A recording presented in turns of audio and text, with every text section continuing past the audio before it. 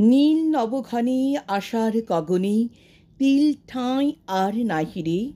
ওগো আজ তোর যাস নে ঘরের বাহিরে। বাদলের ধারা ঝরে ঝড়ো ঝড়ো, আউশের ক্ষেত জলে ভরো ভরো। কালিমাখা মেঘে ও পাড়ে আঁধার ঘনিয়েছে দেখ চাহিরে। ওগো আজ তোরা যাস নে ঘরের বাহিরে। ওই ডাকে শোনো ধেনু ঘন ঘন, ধবলিরে আনো গোহালে। এখনই আঁধার হবে বেলাটুকু পোহালে। দুয়ারে দাঁড়ায়ে ওগো দেখ দেখি, মাঠে গেছে যারা তারা ফিরেছে কি।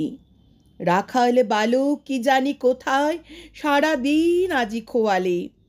এখনই আঁধার হবে বেলাটুকু পোহালে। শোনো শোনো, ওই পারে যাবে বলে কে ডাকিছে বুঝি মাঝিরে। খেয়া পাড়া পার বন্ধ হয়েছে আজিরে। পুবে হাওয়া বয় কুলে নেই কেউ, দুকুল বাহিয়া উঠে পড়ে ঢেউ।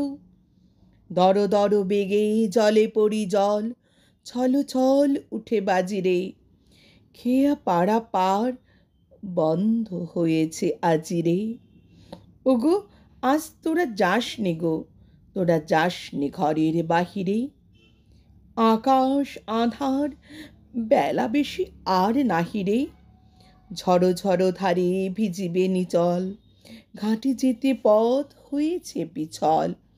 ওই বেণুবন দুলে ঘন ঘন, পথপাশে দেখ চাহিরে।